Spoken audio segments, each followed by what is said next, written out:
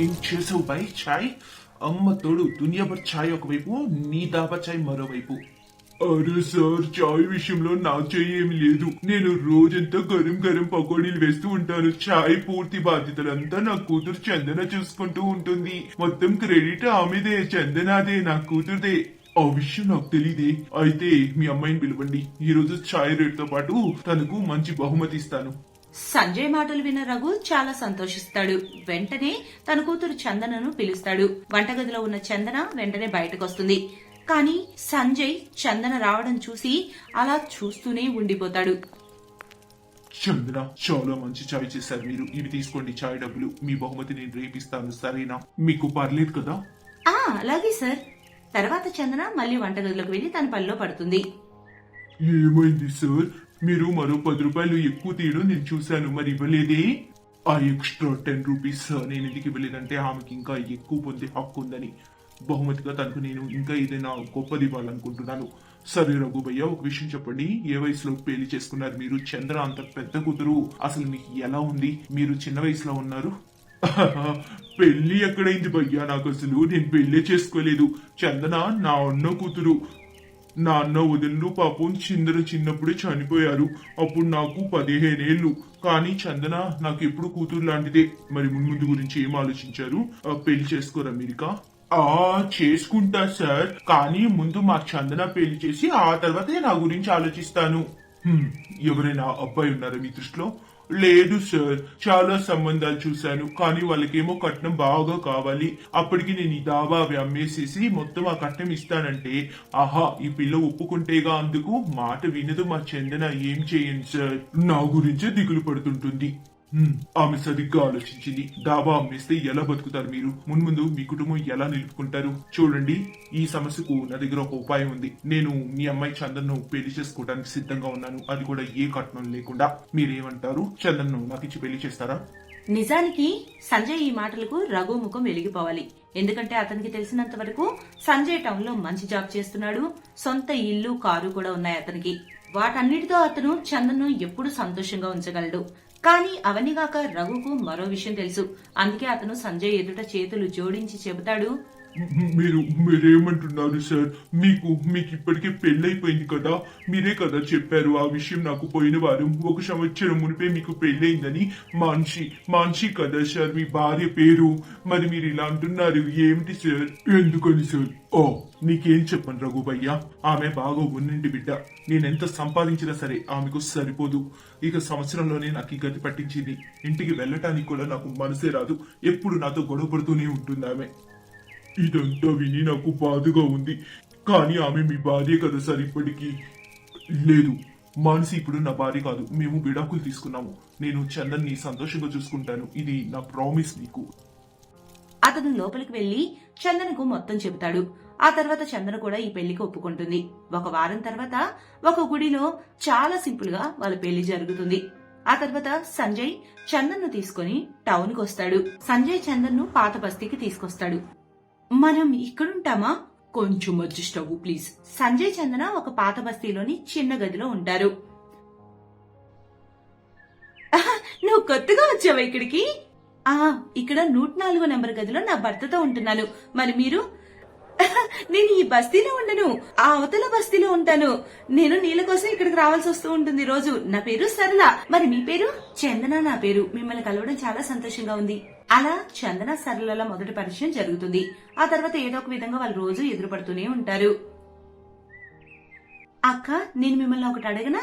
మీ భర్త మిమ్మల్ని వదిలి వెళ్లిపోయాడని చెప్పారు కదా, మరి ఆయన్ని వెతికే ప్రయత్నం మీరెప్పుడు చేయలేదా? మరి తప్పిపోయిన వాడినైతే వెతకొచ్చు అంటే ఏమంటున్నారు మీరు? నీకిప్పుడు అది అర్థం కాదులే, త్వరలోనే బాగా అర్థమవుతుంది. సరే అది వదిలే, కానీ మీ ఇంటికి ఛాయ్ కోసం నన్ను పిలవా మరి? అక్క, మీరెప్పుడైనా రండి, కానీ ఎల్లుండి తర్వాత. ఎల్లుండి తర్వాత? ఇవాళ రేపు ఎందుకు కాదు? అది ఏంటంటే అక్క, ఆయన నన్ను అలా బయటకు తీసుకెళ్తా అన్నారు.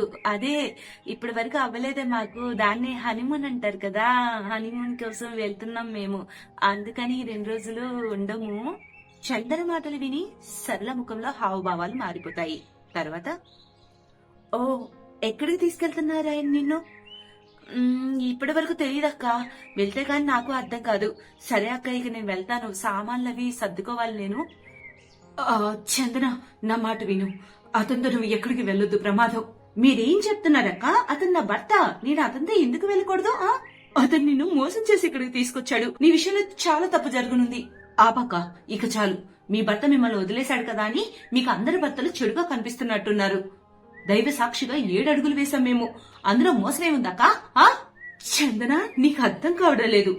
నాకంతా అర్థమైందక్క. నీకు నాపై జలసి. నీ ఇల్లు జాగ్రత్తగా చూసుకోలేకపోయావు. ఇక నీ కళ్ళు నా ఇంటి మీద పడ్డాయి. వెళ్ళిపోయి ఇక్కడి నుంచి. నీ ముఖం అసలు నాకు చూపించొద్దు. అలా చెప్పి చందన అక్కడి నుంచి వెళ్లిపోతుంది. ఆపై సరళ కూడా తనను ఆపాలని అనుకోలేదు. కానీ ఇంటికి చేరడంతో చందన అక్కడ చూసిన ఘటనకి షాక్ అవుతుంది. సరళ దాదాపు 10 మంది పైగా ఆడవాళ్ళతో నిల్చొని ఉంటుంది. వారంతా కోపంగా అరుస్తూ చందన భర్తని తిడుతూ ఉంటారు. అది చూసిన చందన కోపంగా, అరే అరే, ఇదేం పద్ధతి? ఎవరు మీరంతా? నువ్వే తీసుకొచ్చావు కదక్క వీళ్ళందరినీ. అయినా తప్పంతా నాదే. నీ గురించి తెలియక నీలాంటి దాన్ని స్నేహితురాలుగా చేసుకున్నాను చూడు. వెంటనే వెళ్ళిపో అక్క నువ్వు ఇక్కడి నుంచి. లేదంటే నేనేం చేస్తానో నాకే తెలియదక్కా. నువ్వేం చేయలేవు. అచ్చం మాలాగే.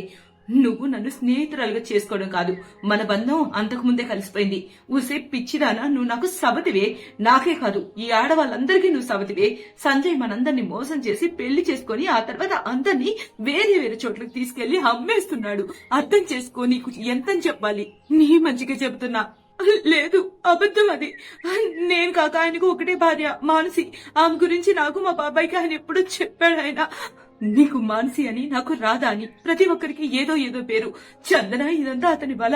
మళ్ళాంటి పేద అమ్మాయిలని ముంచడానికి. లేదంటే నువ్వే ఆలోచించు. అలా మీ బాబాయ్ ఎవరికి పడితే వాళ్ళకి ఇచ్చి నిన్ను పెళ్లి చేస్తారా? అర్థం చేసుకోమా, ఆలోచించు. నీ బుర్ర వాడమ్మా. అది చెప్పి సరళ చందన ఇంటి వైపు చూడగా అక్కడ సంజయ్ కి సంకెళ్లు వేసి పోలీసులు బయటికి తీసుకెళ్తూ ఉంటారు. చందన వెంటనే పోలీస్ ఇన్స్పెక్టర్ దగ్గరికి వెళ్లి మాట్లాడగా అప్పుడు ఆమెకంతా అర్థమవుతుంది. సరళే ఆమె నిజమైన స్నేహితురాలని, సంజయ్ చందన్ను అమ్మబోయాడని, సరళ వల్ల ఆమె వెంట్రుక బాసలు తప్పించుకుందని. సంజయ్ కి తన నేరానికి తగు శిక్ష పడుతుంది. ఆపై సరళ చందన్ ని తనతోనే ఉంచుకొని జాగ్రత్తగా చూసుకుంటుంది.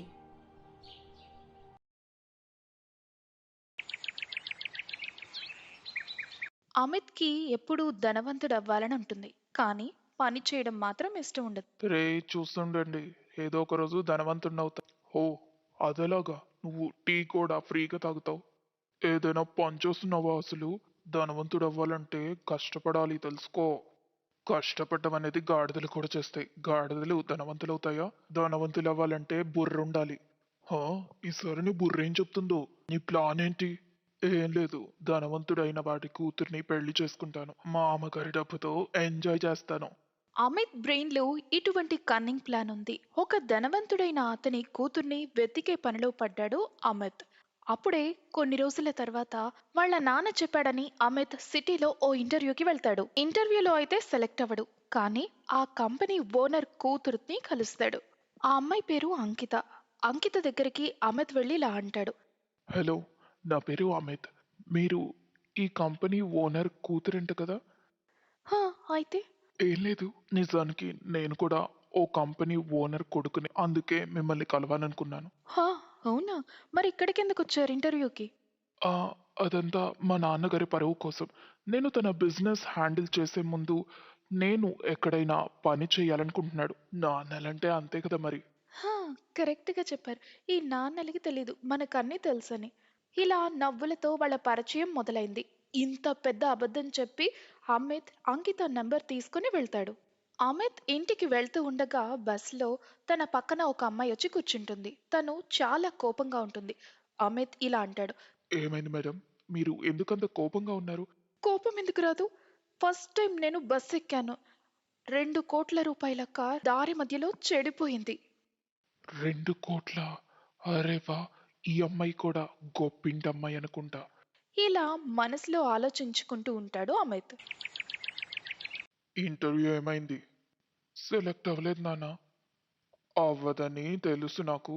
అందుకే నేను చెప్పింది విను. నా ఫ్రెండ్ ఒకడున్నాడు. వాడి కూతుర్ని పెళ్లి చేసుకో. తను 10 లక్షల రూపాయలు ఇస్తాడు. ఇంకా తన కంపెనీ షేర్స్ కూడా ఇస్తాడు. ఇదంతా విని అమిత్‌కి దురాశ పెరిగిపోతుంది. భగవంతుడికి తన మనస్సులోనే థాంక్స్ చెప్తాడు. హే భగవంతుడా, ఇన్ని రోజుల తర్వాత నా బాధను అర్థం చేసుకున్నావు. ఈ రోజు ఒకళ్ళు కాదు, ఇద్దరు కాదు, ముగ్గురు అమ్మాయిల్ని నా జీవితంలోకి పంపించావు. Thank you. అమిత్ దురాశ పెరిగిపోయింది. ఇంతకు ముందు ఒక డబ్బున్న అమ్మాయిని పెళ్లి చేసుకుందాం అనుకున్నాడు. కానీ ఇప్పుడు ముగ్గురిని వాళ్ళ ముగ్గుల్లోనే చూస్ చేసుకోవాలి. కానీ ఇలా అనుకుంటాడు. ఒక్క అమ్మాయిని పెళ్లి చేసుకుంటే ధనవంతుడిని అవ్వచ్చు.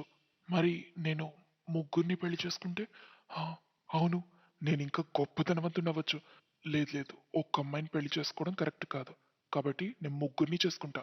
అమిత్ అంకితకి కోమలికి కాల్ చేసి అబద్ధాలు చెప్తాడు. నేను నిన్ను చాలా ప్రేమిస్తున్నాను, కానీ మా నాన్నకి ఇష్టం లేదు. తను చాలా గొప్ప ధనవంతుడు కదా, తనకు నచ్చిన వాళ్ళని పెళ్లి చేసుకోమంటున్నాడు. కాబట్టి మనం రహస్యంగా పెళ్లి చేసుకుందాం. అమిత్ వాళ్ళ నాన్న వాళ్ళ ఫ్రెండ్ కూతురు సీతని పెళ్లి చేసుకుంటాడు. అదేవిధంగా సిటీలో వేరువేరు రోజుల్లో అంకిత కోమలిని పెళ్లి చేసుకుంటాడు. కోమలితో చూడు, నేను వెంటనే నిన్ను మా ఇంటికి తీసుకెళ్ళలేను. ఇప్పుడు నేను బిజినెస్ డెవలప్ చేయాలి. బిజినెస్ ఒకసారి డెవలప్ అయిన తర్వాత నేను నిన్ను మా ఇంటికి తీసుకెళ్తాను. అప్పటి వరకు అప్పుడప్పుడు నేను వస్తూ వెళ్తూ ఉంటాను. తర్వాత ఒక చోట కలిసి ఉందాం. అంకిత దగ్గరకు వెళ్లి కూడా ఇదే మాటలు చెప్పాడు. వాళ్ళిద్దరూ నమ్మేశారు. బిజినెస్ పేరుతో వాళ్ళిద్దరి దగ్గర చెరు 10 లక్షలు తీసుకొని ఇంటికి వస్తాడు. ఇంటికి వచ్చాక సీత, మీ దగ్గర ఇంత డబ్బులు ఎలా వచ్చాయి? నేను టౌన్లో మంచి బిజినెస్ ప్లాన్ చేశాను. దానికి సంబంధించిన డబ్బులు. నువ్వు ఈ డబ్బు ముట్టుకోవద్దు. పాపం సీత కూడా ఆ మాటలు నమ్మేస్తుంది. ఇలా కొన్ని రోజులు చాలా బాగా గడిచింది. అమిత్ కొన్ని రోజులు సిటీకి వచ్చి అంకితతో కోమలితో గడుపుతున్నాడు. ఆ తర్వాత వాళ్ళ దగ్గర డబ్బులు కూడా తీసుకుంటున్నాడు. ఇంటికి వచ్చి సీతతో కలుపుతున్నాడు. ఇక్కడ మామగారి కంపెనీ డబ్బులు కూడా తీసుకుంటూనే ఉన్నాడు. ఇలా కొన్ని రోజుల తర్వాత అమిత్ దగ్గర చాలా డబ్బులు వచ్చాయి. ఆ డబ్బుతో ఖరీదైన వస్తువులు కొనుగోలు చేశాడు. నా కల నెరవేరింది. హాహా. ఇప్పుడు నా దగ్గర బోలెడు డబ్బుంది. అలా అమిత్ ఖరీదైన ఫోన్, కార్ అన్నీ కొంటాడు. ప్రతిరోజు సాయంత్రం తన కార్ తీసుకొని ఇంతకు ముందు తను టీ తాగిన లైన్లో నుండి వెళ్తూ ఉండేవాడు. వాళ్ళ ఫ్రెండ్స్ ఇదంతా చూసి ఈ విధంగా మాట్లాడుకునేవాళ్ళు. చూసావా అమిత్, ఏం చెప్పాడో అదే చేశాడు. ఇప్పుడు చూడు ఎలాంటి కార్లు తిరుగుతున్నాడు. మనం చూడు ఇలాగే బ్రతుకుతున్నాం రోజు. లేదు, మనం కష్టపడి బతుకుతున్నాం. నీ అమిత్ ఏదో ఫ్రాడ్ చేశాడనిపిస్తుంది.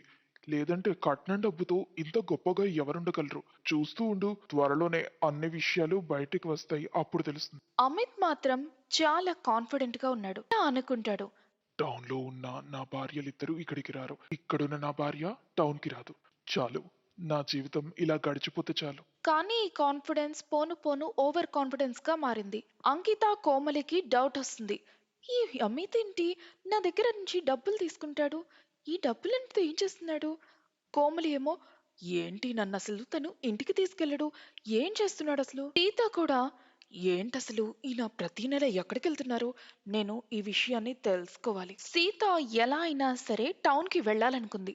అమిత్ కి తెలియదు అంకిత కోమలి ఇద్దరు చిన్నప్పటి నుంచి ఫ్రెండ్స్ అని. ఒకరోజు సాయంత్రం పార్టీలో వాళ్ళిద్దరూ కలుసుకొని ఫ్రెండ్షిప్ ని గుర్తు తెచ్చుకుంటారు. కోమలి ఇలా అంటుంది, అంకిత నీకు ఒక విషయం తెలుసా? నాకు పెళ్ళయింది, అది కూడా ఎవ్వరికి తెలియకుండా రహస్యంగా. నా పెళ్లి గురించి కూడా ఎవరికి తెలియదు. సరేలే, రేపు నా భర్త వస్తున్నాడు, తనని నీకు పరిచయం చేస్తా. హో, నా భర్త కూడా రేపే వస్తున్నాడు, నేను కూడా నీతో పరిచయం చేస్తాను. ఇదిలా ఉండగా అమిత్ తన కార్లో పట్టణానికి బయలుదేరతాడు. అమిత్ వెనకాలే సీత కూడా తనని ఫాలో అవుతూ ఉంటుంది. అలా వెనకే పట్టణానికి వచ్చేస్తుంది. అమిత్ డైరెక్ట్ గా అంకిత దగ్గరకు వస్తాడు. అంకిత తన ఫ్రెండ్ గురించి అమిత్ కి చెప్తూ ఉంటుంది.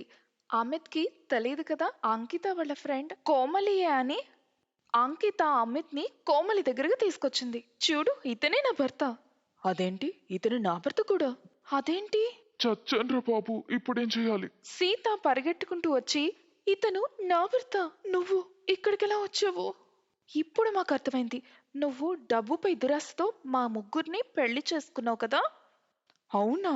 విషయం ఇదైతే అస్సలు వదిలిపెట్టను, నేను కూడా అని సీత అమిత్ ని కొడుతుంది. ఆ తర్వాత ముగ్గురు కలిసి అమిత్ ని కొట్టి పోలీసులకి అప్పచెప్తారు. పోలీసులు అమిత్ ని చీటింగ్ కేసుపై జైల్లో పెడతారు. ఆ విధంగా దురాశ కారణంగా అమిత్ తన జీవితాంతం జైల్లోనే గడపాల్సిన పరిస్థితి వచ్చింది. Thanks for watching.